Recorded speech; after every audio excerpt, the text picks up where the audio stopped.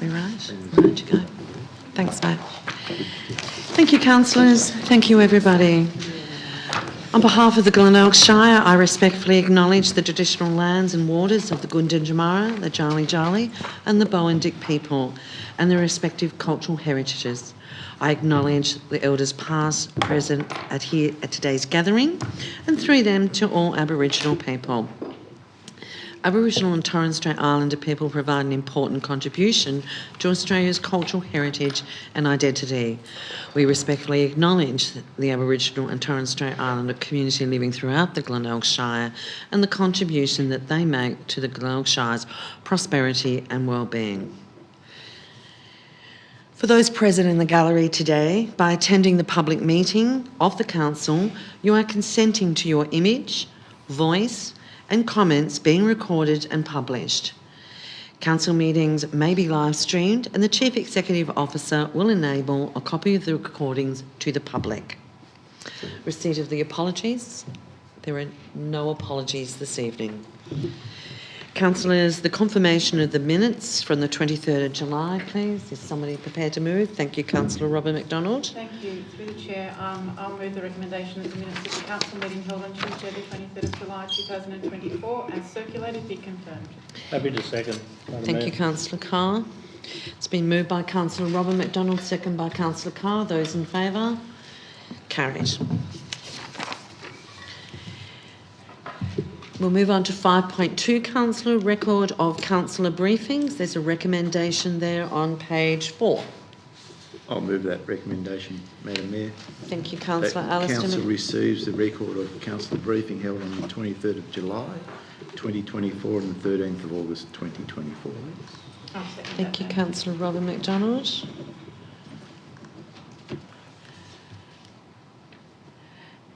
Nobody wishes to speak to those? Thank you. It's been moved by Councillor Alistair McDonald and second by Councillor Robin McDonald. Those in favour? Carried. Thank you. Councillors, we'll move on to item 6, the declarations of conflict of interest, please. Councillor Robin McDonald. Chair, I have a conflict of interest with 9.8, the Arts and Culture Action Plan 2024-25, due to my volunteer role at the Julia Street Creative Space, which is mentioned in the document. Thank you, Councillor Robin McDonald. Councillor Carr. Yeah, thank you, Madam Mayor. I have a conflict of interest with item 9.8 also, Arts and Culture Action Plan. My wife works at the PAC. And I also have a conflict of interest with item 9.7, is that correct? Yep. That's correct. Community Grants Round 1 with the Portland Tigers Football Netball Cricket Club, due to being a life member. Thank you, Councillor Carr. Are there any further conflicts of interest for tonight's agenda? Thank you, councillors. We'll move on to item 7, which is the councillor activity reports from the 6th of July through to the 9th of August. Who would like to start? Councillor Robin. Through you, Madam Mayor. Yes, I attended the PAC 50th anniversary at the Portland Arts Centre, celebrating the opportunities for Portland through the Portland Arts Centre and the association with SEMA.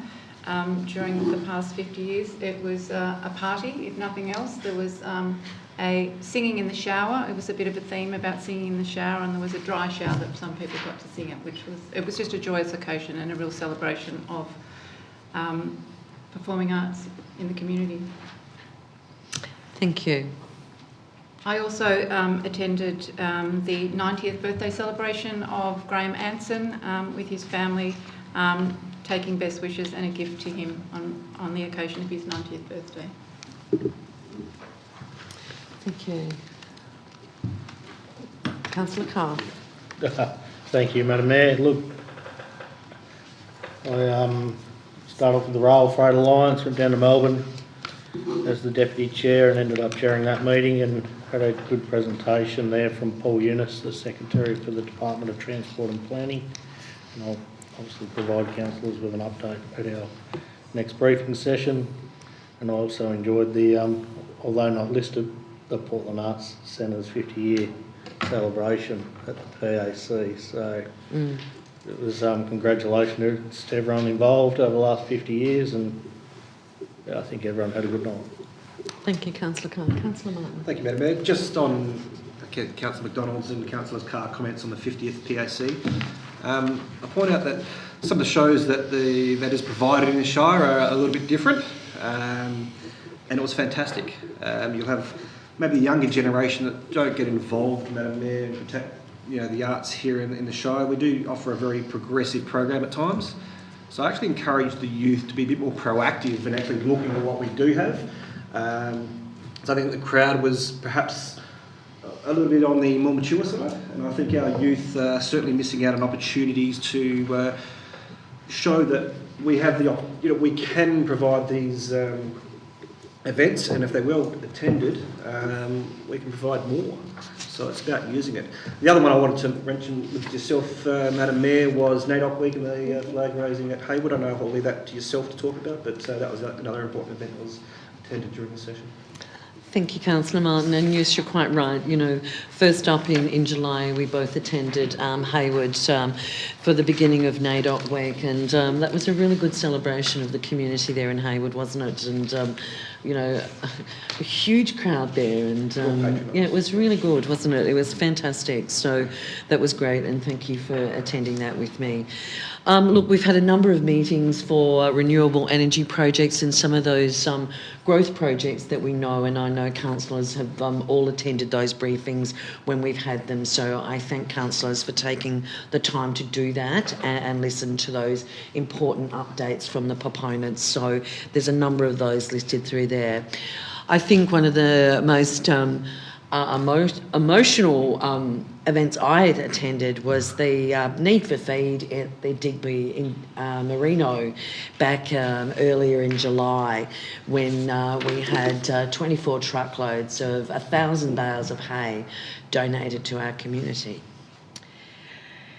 There's been a number of different events that I've gone to. I think one of the interesting ones, and I encourage everybody to come to these things, like Councillor Martin, you're encouraging people to look at what art programs we have. We had the demographer here talking about the global trends, and what an amazing evening that was, and just to listen to some of the content and to look into visioning and some really important stuff there. And I think that councillors, when we're going to start developing a new council plan and planning for the future, some of the outcomes from that session were just absolutely really made you think and about what the vision will be for the next 5 to 10 years and the next 20 years and beyond.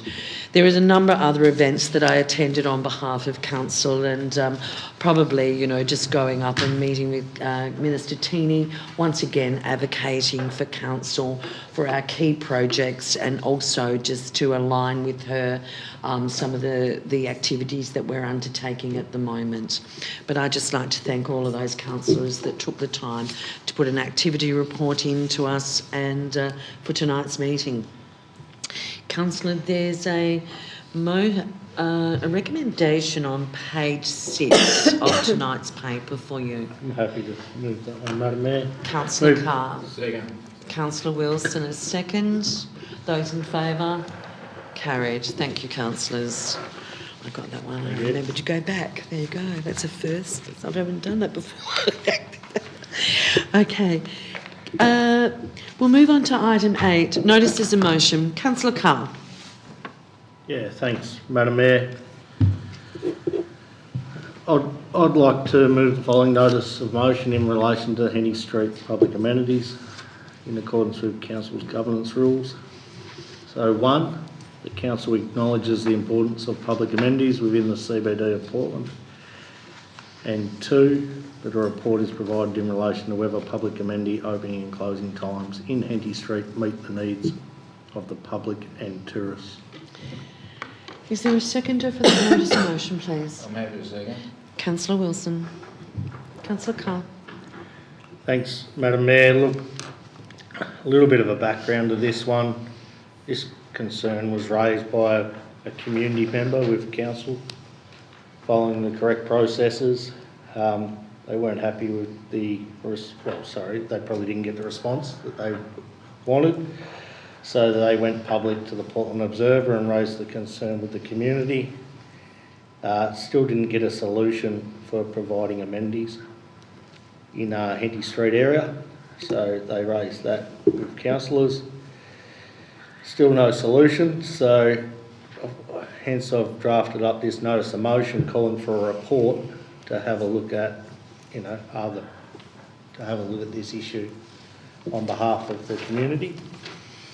The other context is the current amenities there. This isn't necessarily about them, but they are closed from 9 p.m. at night through to, I think it's 7 a.m. in the morning. Happy to be corrected on that one. It is the main bus stop. It is the first point that community members or tourists come to. A number of those bus times are 11:30 at night, 12:30 a.m. and 4:30 a.m. That bus takes just over 50 people and it runs every night of the week. So, there may be up to 1,000 people that go through that area over the course of a week. And there's currently no amenity. It's an hour and a half or on the bus, up to an hour and a half to Mount Gambier and an hour and a half to Warrnambool. So I think it's this council. We do need to have a look at it, and we do need to have a look at what options and solutions there are should it be identified that there is an issue, which I believe there is. Thank you, Councillor Carr. Councillor Wilson. Thank you, Madam Mayor. Just to endorse what Councillor Carr has stated, and I'm pleased that this report has this notice of motion has come to this table. The V-line buses don't always have a toilet on them, so some people travelling up to 3.5 hours from Warrnambool through to Mount Gambier, and there is an avenue of, I think the driver has a key, can open it, but a lot of people don't like to or don't know to ask the bus driver for a key. So I think it's mindful of why it's been closed because of previous things that have occurred. But yeah, I'm happy to see a report and see where we go from here. Thank you, Councillor Wilson. Councillors, I'm just mindful of the fact I read recently in our newsletter, and I'm just going to share this data with you. We clean, and we have a cleaning team here at Council, and I think they do an outstanding job. An outstanding job. We have 155 adult toilets. We have upwards to 25 children's toilets. We have 30-odd urinals. We also have 35 barbecues. We have kindergartens. We have childcare centres. We have the depots, the municipal office, transfer station, town halls, outdoor amenities, and much more. We have 25 staff in our cleaning team that do a remarkable job. Most of our community respect that. Most of our visitors respect that and leave the amenities as they find them. Just a shout out to our cleaning team to say they do an amazing job. Thank you. Madam Mayor. Councillor Martin. Just getting there. Thank you, Madam Mayor. I thank Councillor for the notice of motion. I do understand why you're doing this and what you're getting there. But obviously, as Councillor Wilson alluded to, there has been vandalism to the area, which does cost the ratepayers. So there is that cost to benefit ratio that question is asking. And that's, I guess, what we're going to ask the council is what is that cost to benefit ratio? You know, as a father with a daughter, going through those times where you do need a toilet in the middle of town because we're a little bit out of town, I understand how important that is. But also, but weighing that up, if we're getting new amenities in the near future, but is it worth opening up for the next hour or 2 hours for the risk of that vandalism, which appears to be happening quite a bit, Madam Mayor? So I'll be interested in seeing what this report details and where it goes. Thank you, Councillor Martin. Yes, the day after that article in the paper, there was a toilet block that was totally destroyed, with the toilets removed from the floor, totally destroyed. So, whilst most people do the right thing, how much do we continue to take? Thank you. Thank you for your notice of motion, Councillor Carr. It's been moved by Councillor Carr, and second by Councillor Wilson. Those in favour? Thank you.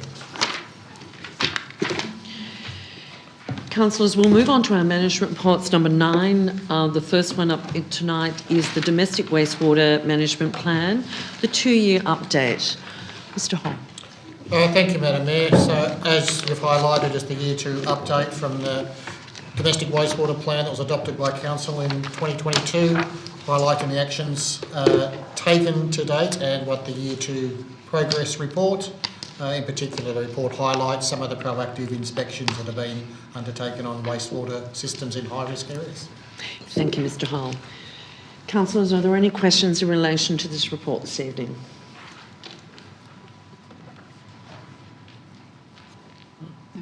If not, Councillor, there is, we have had a briefing on this, quite a comprehensive briefing for Mr Hall.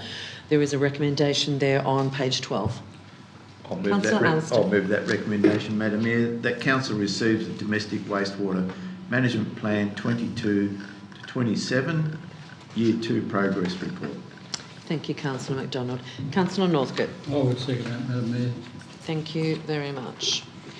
Councillor Alistair MacDonald. Madam Mayor, just briefly, this is just a administration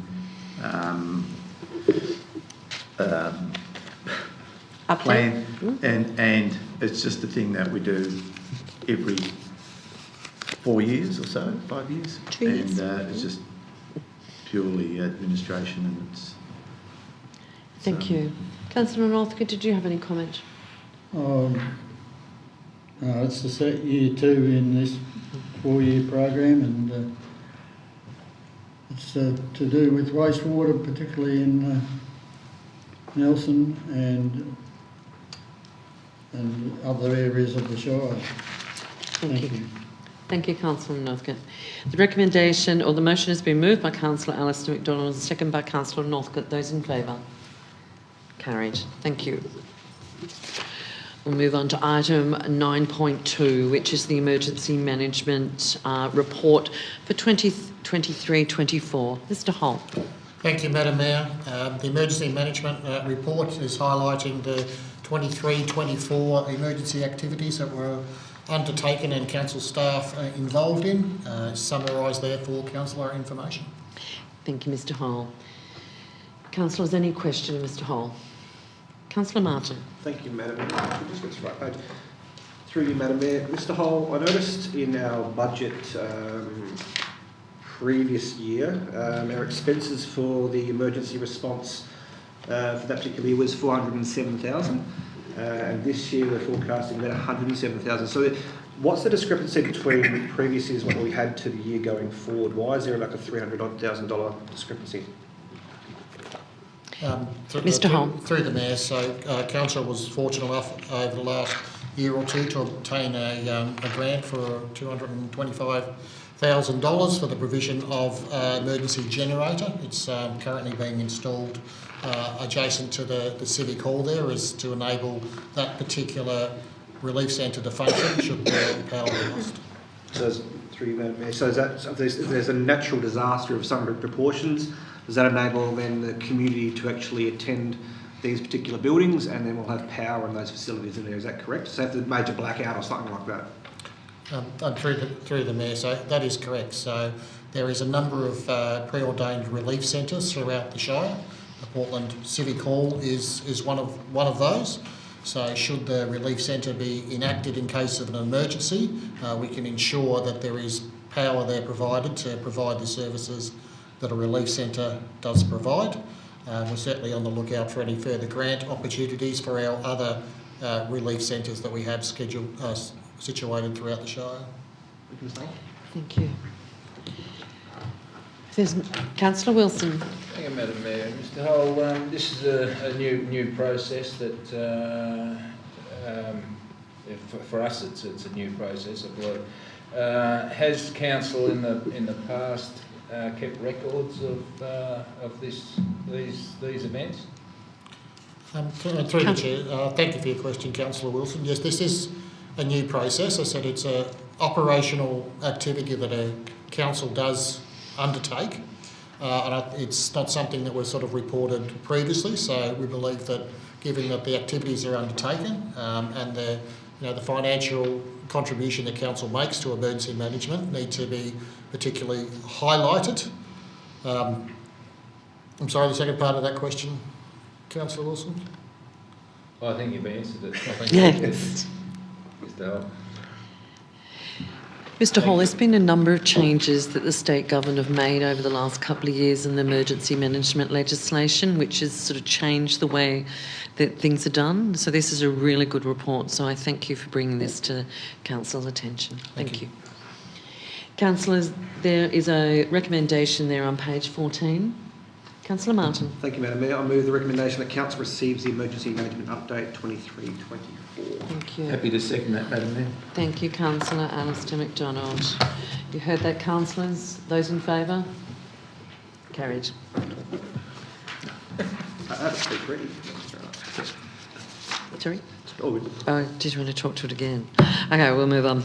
9.3, the lease agreement between the Glenelg Shire Council and the Portland RSL Sub-Branch Incorporated.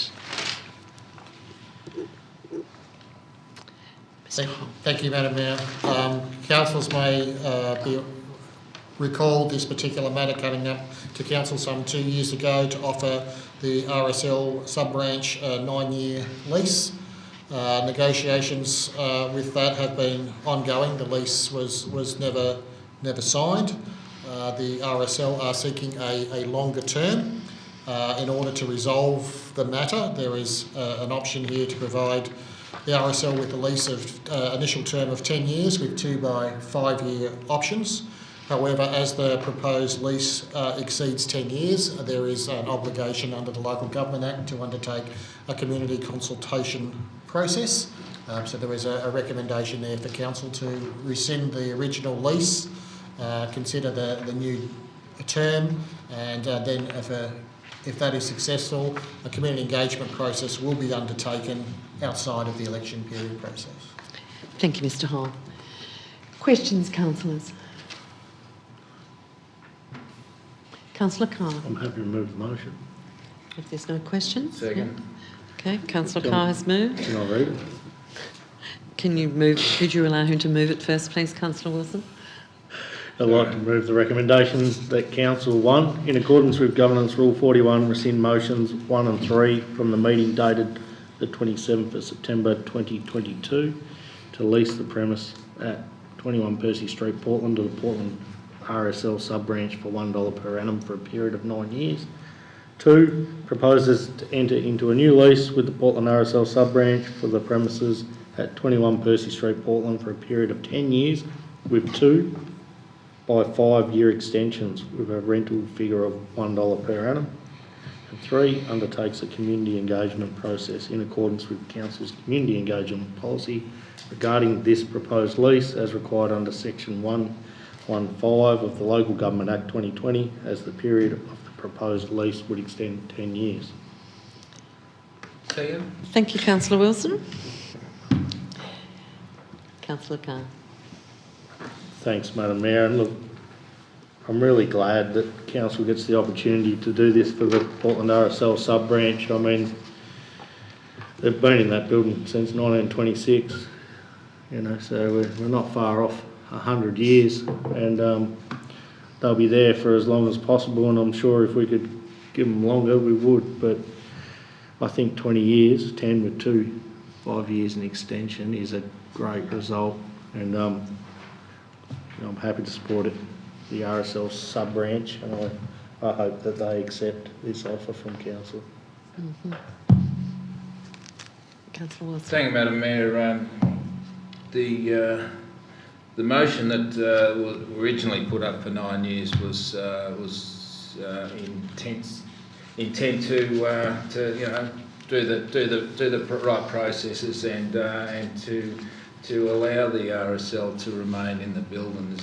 There's no way known this council or any council will take the RSL members out of that building, but there was that trepidation of you know, what happens in 9 years, and we're talking about a lot of these are elderly members that have you know, stood up for the country. So, and their concerns are real. This motion will give them surety that they will be able to stay in that premise for the next 10 plus 10 years. So they do a fantastic display on Anzac Day, and the welfare that they provide their membership and the families of those members should always be acknowledged, and that is the reasons why the low peppercorn rental is there. So I ask councillors to support the motion from that Councillor Carr has put up. Thank you. No, Madam Mayor, I haven't got any. Councillor Wilson stole my thunder, but That's all right. but I will say that we haven't got any return servicemen left from the Second World War, but most of the servicemen there are Vietnam vets, Malaysian vets, and Afghanistan, Timor, and so on and so on. So it's a great organisation, and as an ex-serviceman, not a member of the RSL but an ex-serviceman, they do a great job. Yep. Thank you, Councillor Alistair. Councillor Martin. Thank you, Madam Mayor. I think this is a great example, I guess, of democracy. We have 7 councillors up here. We have those in the community that say we're council's nothing but roads, rates and rubbish. If that was the case, we would probably be asking for full tote odds for a lease. And that is why we have 7 elected members up here, Madam Mayor, to actually look at examples like this and go, these men and women were prepared to make the ultimate sacrifice. The least we could do is offer a peppercorn lease. So I remind community, this does go out for community consultation. So I would ask for feedback on that. Should we be just roads, rates and rubbish, or should we be a council that's prepared to look after the community, Madam Mayor? No, I hope it's the latter. Thank you, Councillor Martin. The motion has been moved by Councillor Carr and seconded by Councillor Wilson. Those in favour? Carried. Thank you. We'll move on now to 9.4, which is the lease agreement between the Glenelg Shire and Mr Firth. Thank you, Madam Mayor. Mr Firth has been a long-time leasee of council land in Dartmoor. His current lease and all its options have expired. Going through a market rental process, and with Mr Firth's contribution to maintaining the fences, a new lease is proposed to be offered. Thank you, Mr Hall. Questions, councillors? Councillor. I'll move that motion, Madam Mayor, in its entirety. Thank you, Councillor Alistair MacDonald. Seconded, Councillor Martin. Councillor Alistair. Again, Madam Mayor, this is just administration and a formality. It's great to have the same person on that land for the last 22 years. Councillor Martin. Thank you, Madam Mayor. I think it's a win for this council. We've got parcels of land up there that would be sitting there needing to be maintained by this council, and we're having to spend resources to maintain them. We have someone that here is paying a rental figure, going to maintain it, and I think as the report outlines there, they're going to update the fencing as well. So I don't know how much more of a win this council can get other than that, so I wholeheartedly support this motion. Thank you, Councillor Martin. Councillors, it's been moved by Councillor Alistair MacDonald and seconded by Councillor Martin. Those in favour? Carried. Councillors, we'll move on to 9.5, which is the November 2024 Statutory Council meeting proposed date. Mr Holt. Thank you, Madam Mayor. At the statutory meeting in 2023, we rescheduled the next statutory meeting for this year. We've got advice, obviously, now that the election won't be declared by that time, so it necessitates a rationale by council resolution to change the date of the statutory meeting. Thank you, Mr Holt. Councillors, for your consideration, any questions? No. You're moving, Councillor Robin I will. McDonald? Madam Mayor, I'll move the recommendation that Council reschedules the 2024 Statutory Council meeting to Wednesday the 20th of November 2024 and 2, undertakes a public notification process on the change of date for the 2024 Statutory Council meeting. Thank you, Councillor I'll second Robin. that. Councillor Alistair? Councillors, those in favour? Carried. Thank you. Councillors, we'll move on to 9.6, the Haywood Recreation Reserve Master Plan 2024. Ms Rugi. Thank you, Madam Mayor. Councillors will present the draft Haywood Recreation Reserve Master Plan, which was completed this year, with targeted consultation occurring with licensed user groups and key stakeholders. This document has been developed to inform future planning at the reserve and to support the application process for significant grant funding amounts in the future. Tonight we are seeking that Council receives the draft plan and the endorsement to go out for wider community consultation on the draft plan after the election period has concluded. Thank you, Madam Mayor. Thanks, Ms Rugi. Councillors, are there any questions on the master plan for Haywood Rec Reserve? Councillor Martin. Thank you, Madam Mayor. I'll ask a question. Yep, that's fine. Through you, Madam Mayor. Ms Riggy, obviously with this council plan, I think there's a glaring omission with regards to facilities for female participants, obviously netball in this case, which does seem to happen quite a bit, so I'm really glad that that's included here. Also noted that there's currently a federal grant for up to $250,000 for football, netball and gender equality there. Is it possible council can apply for that now, because this has to go out to public consultation, or we just have to wait till the next round? We would have to wait till the next round. We'd like to go to public consultation on the document and finalise, bring the plan back for formal endorsement, and then we can move through the funding round 2. Thanks, Ms Rugi. Thank you. Thank you, Councillor Martin. There's a recommendation there, councillors, on page 24. Councillor Carr. Thanks, Madam Mayor. I'd like to move the recommendation that Council receives the draft Haywood Recreation Reserve Master Plan, and 2, endorses community consultation on the draft Haywood Recreation Reserve Master Plan to commence after the 2024 election period. Thank you, Councillor Carr. Is there a seconder, please? I'll second that, Madam Mayor. Councillor Alistair. Councillor Carr, did you want to speak to that? Yes, thanks, Madam Mayor. Look, this is just fantastic, and I do thank the staff and all the stakeholders for all the work they've done in getting this document to be ready to go out for consultation. I mean, it's been one of the agenda items on our council plan. Haywood Recreational Reserve, as you can see there, has many user groups. It is one of our highest used facilities in the Shire. It is owned and managed by council. The draft report suggests that there's a number of improvements that need to be made. It is only looking at the next 10 to 15 years, but I do challenge the primary stakeholders to have that 50-year lens. You know, if you're going to put a building in place for the next 10 to 15 years, it's probably going to be there for 50, Madam Mayor. So let's make sure that we have that lens. Yes, these are the things we might get done in the next 10 to 15, but don't block the things that you may want or need in the next 50 years. You're right to talk about funding, Councillor Martin.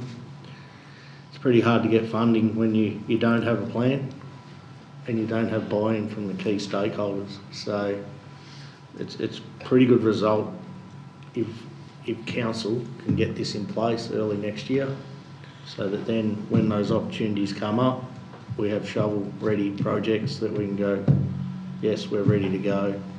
Let's start spending some money at that reserve, because it is highly utilised, it is important to the Shire, and it's definitely important to the Haywood community. So thank you. Thank you, Councillor Carr. Councillor Allister. I think Councillor Carr's said everything that needs to be said. Thank you, Madam Councillor Mayor. Allister. Unless Councillor Martin. Councillor Martin. Thank you, Madam Mayor. Yeah, very important, Councillor Carr highlighted. With Haywood expecting to have a fairly decent growth period over the next decade to 2 decades, these facilities are vitally important.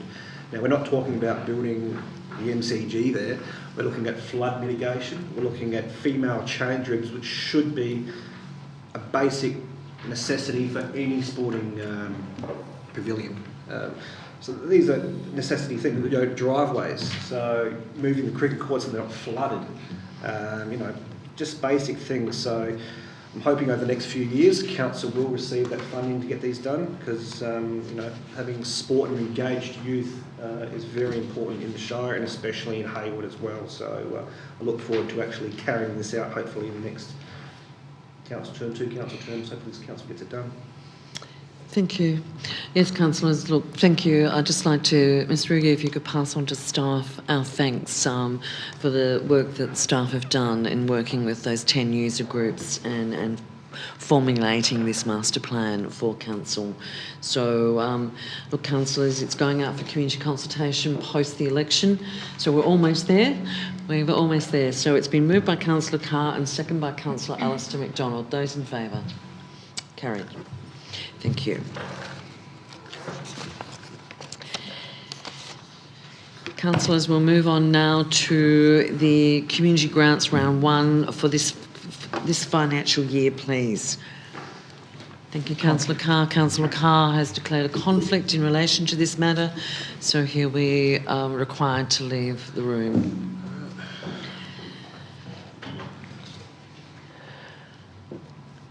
Ms Rugi, did you want to do an overview, please? Thanks, Madam Mayor. So round 1 received 49 submissions with 34 applications recommended tonight to be awarded, including 2 in kind. We have received some really fabulous projects and requests in this round of applications, which is a real testament to the passionate volunteer and community groups that we have right across the Shire. Happy to pass back to you for comments. Thank you, Ms Rugi. Any questions? Councillor Wilson. Thank you, Madam Mayor. Just a question on public halls. We've had a number of public halls over the years have received funding from this grant allocation, but now ineligible. A couple of them are listed as being ineligible. Can you just reinforce the reasons why these aren't included in the grants program, please? Ms Rugi. Through the Mayor, thank you for your question. So our policy and our guidelines state that halls under Committee of Management who do not receive state government funding are eligible, noting community activities will be funded while asset maintenance will not be funded. All applicants are encouraged to make contact with the assessment officer prior to their submission so they can confirm their eligibility. Assessment is made off the information we receive. Thank you. Thank you. Any further questions, Councillor Wilson? Councillors? Here you Madam Mayor, just for you, Madam Mayor, I just noticed there was no date, particularly for any ceremonies. Is there any particular reason for that when previously we have done them? I'm just going to hit that information. You asked the question first. Thank you, Councillor Martin. Ms Rugi. Thank you. So this grant round has been subject to some quite unique, tight timeframes in that it's been bookended by both the requirement to endorse the revised policy at the June Council meeting prior to opening the grant round, whilst closing out the process prior to caretaker period, which has meant that we've had a reduced timeframe. So officers felt that in order to get the priority allocation out to the community, the time was best used to work through the process and not put a presentation on the week before caretaker period. Councillor Martin. Thanks, Madam Mayor. Just a follow-up question. Does that mean they're going to have to wait for their money, or are they going to get their money after tonight? No, that means they will get their money as soon as possible. There will be no waiting. I think they'll be happy to hear that. Yes. So the second part of the recommendation is that we notify them in writing of the successful and unsuccessful applicants. Councillor Wilson. You ready for a motion, Madam Mayor? If there's no further questions from councillors. That's right. Madam Mayor, I move that Council 1 approves the allocation of funds for the Community Grants Program Round 1, 2024 to 25, as outlined below in the agenda. And Part 2, the Council contact all successful applicants for Round 1, 2024-2025, and invite them to attend a presentation evening to be awarded their funding allocation.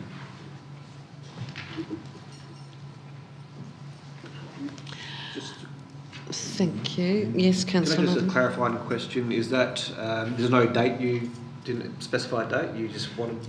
Not at this stage. I don't think we need to set a date. I think the officers can work that in.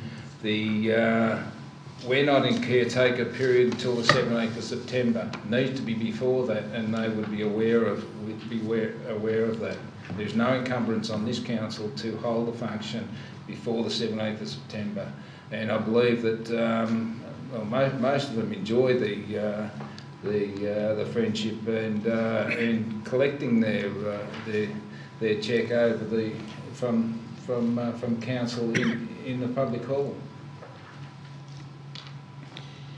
So, Councillor Wilson, maybe you might like to reflect on that motion, that it be prior to council entering caretaker mode. I'd be quite clear on that, if that's your intention. Okay, if you wanted that. Well, contact all successful applicants for Round 1, 2024-2025, and invite them to attend a presentation evening to be awarded their funding allocation prior to the caretaker period.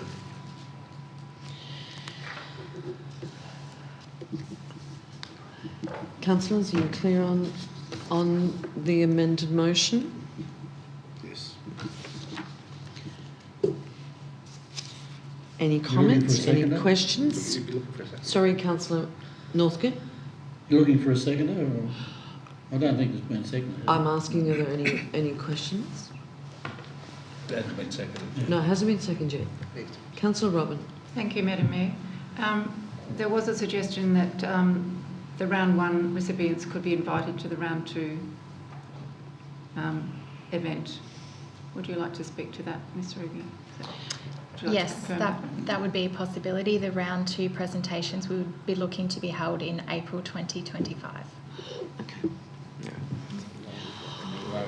All right, councillors, you are clear on the motion that we are approving the allocations of Round 1 for 2024-25 as listed on tonight's paper on page 27 and then following over to 28.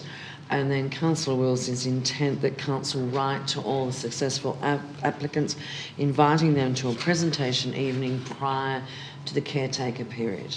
Madam Mayor, can I just ask one following question to Ms. Rudy? Sorry. Through you. Yep. Through you, Madam Mayor. Ms. Rudy, obviously on Councillor Wilson's motion, because it is the motion, what implications does that have to the staff, the resources and the ability to be able to carry that out? I guess that might be a question more to the CEO. Ms. Ruby. Thank you. It will undoubtedly put additional pressure on that team. However, it will just mean we'll have to relook at priorities during that time to fulfil this motion if that is what is directed. Thank you. So, councillors, you're clear on the motion. I'm looking for a seconder. We've got a second, John. Councillor. I'll second. Second. It's been seconded by Councillor Northcote. Did you want to talk to that, Councillor Wilson? Certainly. Certainly do. Okay, thank you. Thank you, Madam Mayor. I do apologise to staff for putting them under the hammer, but this is the process that's been happening after every allocation that we have for a number of years. The attendees are certainly happy to attend, and surprisingly, there are very few groups that do not attend. Madam Mayor, it's just one night before the 17th. that these groups can get together. We have in this list 20 Portland groups, 4 Casterton, 4 Haywood, 2 Dartmoor, 1 Sandford, 1 Hotspur, 1 Narrawong and 1 Begala that are successful, and with Portland's 58.8% of the successful the groups will take home 56.2% of the dollars. So Casterton will get 14.4% of the dollars, and Haywood 7.1%. So there is a spread around the around the Shire. Of note though, Casterton have 3 applications that have not been accepted. Portland have 8 that didn't make the cut. Dartmoor, Digby, Merino and Nelson all had 1 application that didn't make the cut. So it's been well over. We got more applicants requesting money than what the $83,000 can cover. So there's $113,000 that were requested in total. So I believe that we're providing a great service for our clubs, particularly the smaller clubs. Madam Mayor, the public halls. I do believe that the next council should be looking at a tweaking of the policy again, because this council wishes for community grants program objectives to strengthen communities and develop community capacities, among other things. And these community halls, they're out in the scrub, most of them, and there's not a lot of dollars out there. In Portland, you can raise funds through the retailers, but out in the scrub, there's not a lot of dollars. The public halls don't get money from the state government. They may be under the state government's banner, but they are neglected by the state, and some of them struggle to even pay their power bill, and a lot of the power bills are that small, but the service charge is the killer for them. So, Madam Mayor, I'm hopeful that the next lot of councillors can sort that out and assist these important halls in our community. Thank you, Councillor Wilson. Councillor Northcote. I'd like to thank Madam Mayor. I'd like to thank Councillor Wilson for those words supporting the smaller groups out there. But one of the things that never ceases to amaze me at these functions is seems to be different people pop up from time to time, and it's good that we can help some of those smaller groups achieve some financial stability. But I'd like to put in a good word for Digby and the Merino Hall, that they've got limited, as Councillor Wilson has said, means of making money, but they've got both of those halls have got good committees and are quite active at what they do. So I'd like to have a bit of a think about those 2 halls in particular. Thank you very much, Madam Mayor. Thank you, Councillor Northcote. Councillor Martin. Thank you, Madam Mayor. I concur with everything Councillor Wilson has pretty much said there, and the community members in the halls. Voting on here, Madam Mayor, is whether or not we have the presentation before the caretaker period and actually have something physical, or it's going to be put on after it. I think that's what this is really going to be about. I don't think anyone's going to begrudge anyone getting any money here or any grants, but they're the 2 key things we're going to be literally voting on. So that's up to councillors then to sort of look at, do they want to be involved in the accolades, or are they happy to put that off for the next council, not putting undue pressure on the council in getting a ceremony up and running in a short time frame, Madam Mayor. Thank you, councillors. You're aware of what the motion is, councillors. I'll now... Madam Mayor, can I close the debate? Oh, sorry, you can close the debate. Yes, thanks, councillor Wilson. Just in regards to the timing, this council is setting the funding for the grants, so it should be this council that hands the money out. Inviting them to a function in April. A few of them will be wearing double hats because they'll probably have another dip. But next April, that's the new council that'll be handing it out, and I don't sit well with that. I think we as a council need to give out the results of our decision made at this council table. The debate's been closed, councillor. So we're clear on the motion that's on the table, which is all the allocations on page 27 and 28, and that council will have a presentation prior to the caretaker period. Those in favour of that motion? Councillor Northcote, you're up? Yeah. Right. Those are, Sorry. are you in favour? Yes. Right. Sorry. Okay. Those in favour, please raise your arm. Thank you.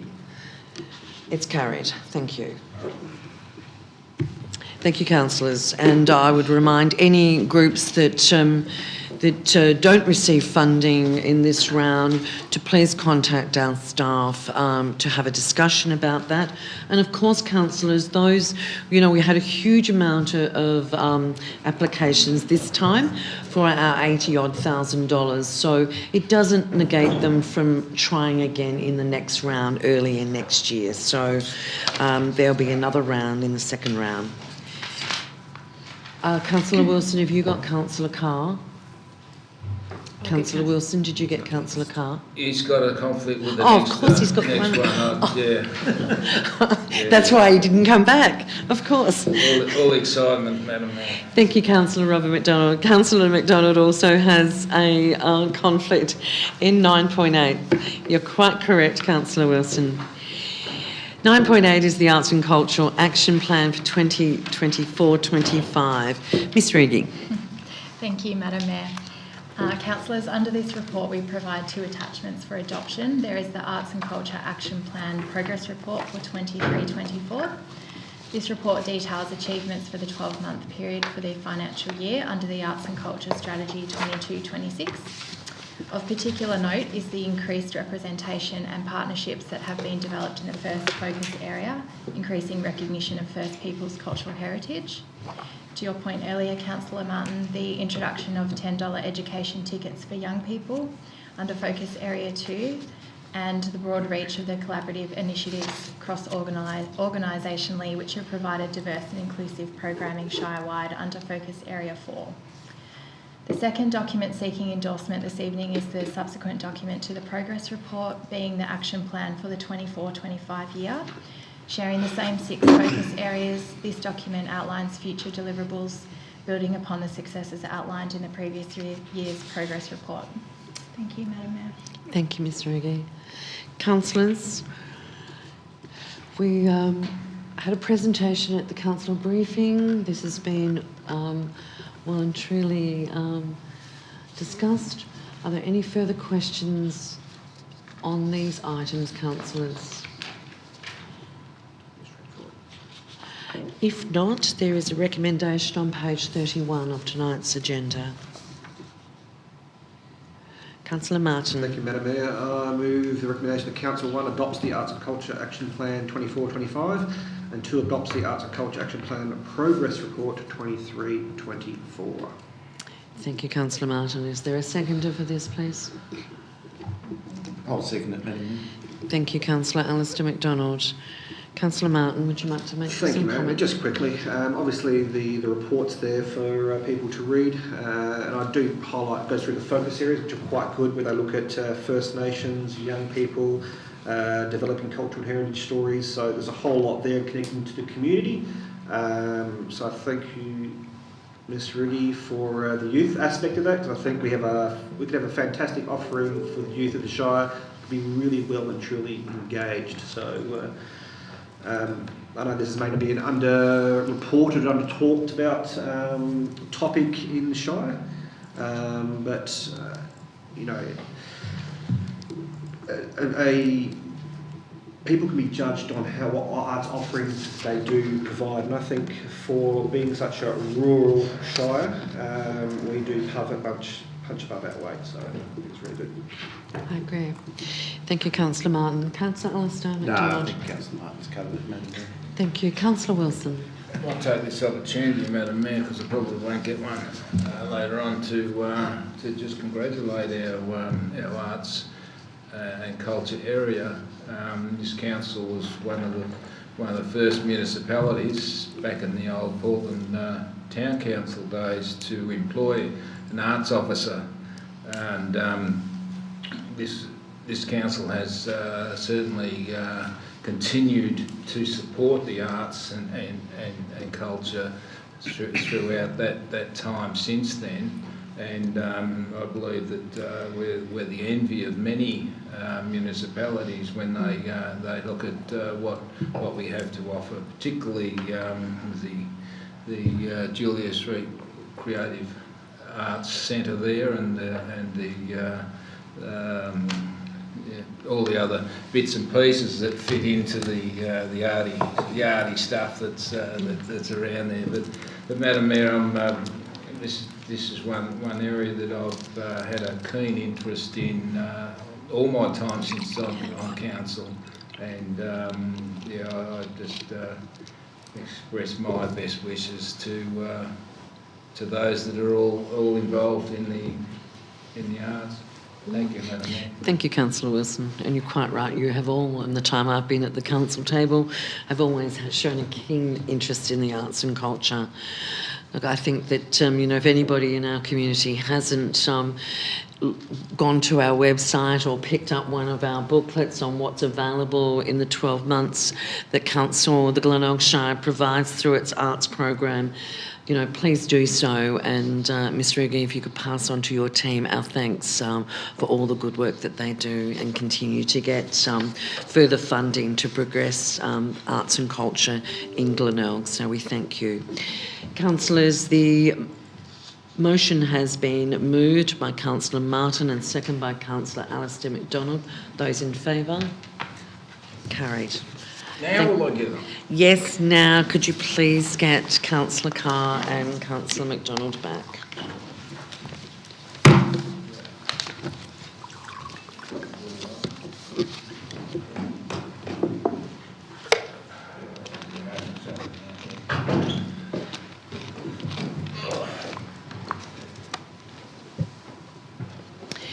Thank you, councillors. We'll move on to 9.9, which is Council's policy, CEO employment and remuneration policy. Mr. Hall, thank you. Thank you, Madam Mayor. In the Council Action Plan in response to the Municipal Monitor's report, there was a number of policies that required some refinement and some strengthening. The CEO employment and remuneration policy was one of those. The policy has now been revised, strengthened in regards to the advisory committee, the independent member and the review process for the CEO, and the revised policy is provided for council consideration. Thank you, Mr. Hall. Councillors, any questions? Dorothy Dixon, Madam Mayor. Through you, Madam Mayor. Mr. Hall, what's the major differences between the previous policy and this policy here? So through the Chair, thank you, Mr. Hall. The major differences are essentially the setting of the advisory committee is now mandated rather than being optional, and again it also strengthened the requirement for an independent member to provide advice to the council when looking at appointing a CEO, and it also introduces more regular checks for monitoring the performance of both the CEO, but also allows for the CEO to provide advice to council on its performance as well. Perfect. Thank you, Mr. Hall. Happy You're happy to move? Yeah. Thank you, Councillor Carr. You're Happy to moving second it, the Madam recommendation as tabled on page 34. Correct, Madam Mayor. Thank you. And the seconder was Councillor Alistair, thank you. Councillor Carr, do you have any comments you wish to make? Yeah, thanks, Madam Mayor. Look, these are good improvements to the existing policy, and look forward to working with the CEO to implement it. Thank you, Councillor Carr. Again, Madam Mayor, this is a formality that we have to go through, and again, we welcome Helen Havcroft here as our new CEO, and hopefully she'll really enjoy working with us. Of course she will. In the next month or so. So far, so good, yeah. As long as you Not to behave. mention our staff. Yes, absolutely. All right, thank you. Look, thank you, councillors, and I thank the council for progressing this forward and making sure that we were able to meet the guidelines and the timetable that we had set when we responded to the minister. Thank you. It's been moved by Councillor Carr and second by Councillor Alistair McDonald. Those in favour? Carried. Thank you, Councillor. That brings us to the end of the agenda items. There's no matters of urgent business. And if you could just bear with me, we do have a number of questions for tonight's meeting, councillors. So please bear with me and I'll go through those as they have been tabled to me, and I thank the CEO for her support in that. Thank you. We have some questions for tonight. Is from Mr. Michael Byrne from Cape Bridgewater. Ask the following questions. First of all, Madam Mayor, all councillors should have a high level of commitment towards the community they serve. In the current term of this council, how many council meetings did Councillor Gilbert Wilson not attend, including his absence for the very important budget meeting? The council records indicate that Councillor Wilson did not attend 10 out of the possible 50 council meetings during his current council term. Second question.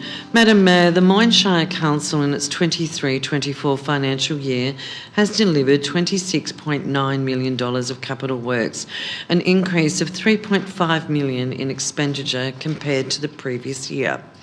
The introduction of a project management office and improved forecasting and monitoring has seen 92% of the anticipated works completed in that financial year. The capital works figure for the Glenelg Shire at the end of May 2024 is $11,995,000. This represents 11 months of the 2023-24 financial year. Madam Mayor, do you acknowledge that from this day forward it is time for the Glenelg Shire to take a more proactive and constructive stance in delivering the capital works budget? Thank you for your question, Mr. Byrne. This council has worked hard to deliver an enormous capital works program over the past 4 years, generated from significant stimulus funding and grant opportunities. The 2024-25 council is striving to, in 2024-25 financial year, council is striving to deliver on the backlog of capital works carried forward from previous years, and to deliver a range of capital works commencing this year with a focus on renewing existing assets rather than creating new ones that require long-term maintenance. The total number of capital works for 2024-25 totals 7.9 million. The budget places a priority on completing the backlog of capital works program already scheduled, whilst responsibly providing ongoing funding for renewal. We have a question, councillors, on the wind farm and rate capping and infrastructure from Mr. Gary Hum of Portland. He asks, the first question is, in August 2023, Council supported the federal government wind farm proposal. This vote by the Glenelg Shire councillors contradicted readily available scientific research and published evidence referencing the projected noise and underwater vibrations from both the turbines and seismic blasting and the long-term degradation of the marine environment. This information demonstrated the direct correlation and unparalleled risk to migratory whales, other marine species, and also to the upwelling. Were the sources of information that was provided to councillors independently sourced, or was it provided from council advisors? Council provided in principle support for offshore wind farm infrastructure areas, qualifying this by noting the importance of the local community voices being considered as part of the community consultation process, and that any proposed renewable energy projects do not have unintended consequences to our natural environment. The information provided to councillors was the consultation documents, the Southern Ocean Region of Victoria Department of Climate Change, Energy and the Environment and Water from the Australian Federal Government Department. Question 2. The State Labor Government is currently undertaking a study to gauge feedback from local council authorities regarding the matter of rate capping. The community is interested in knowing the Glenelg Shire's position on rate capping. Will you declare whether the Glenelg Shire would support a proposal that would allow them the discretion to increase the rate revenue by removing the current rate capping arrangement? Council is certainly aware of the review into how the local government is funded. It has not yet been approached to comment on any changes to the rate cap legislation. Council is not in a position to provide a hypothetical response in regard to any change to the rate capping without fully understanding the proposals and the potential impacts. Third question. The much anticipated Bunnings and Coles developments are expected to bring a welcome injection of opportunity employment to the community. Can you please advise the level of unfunded council contribution towards infrastructure that will be required and used to facilitate completion of these projects?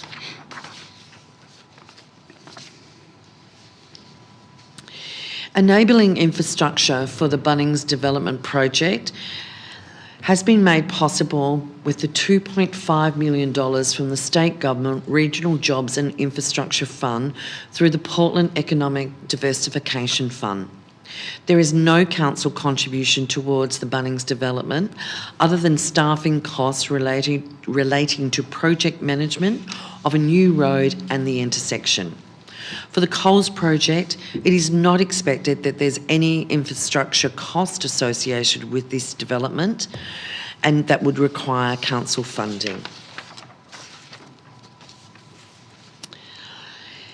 Further questions. The community grants Coles and Bentinck Street resurface.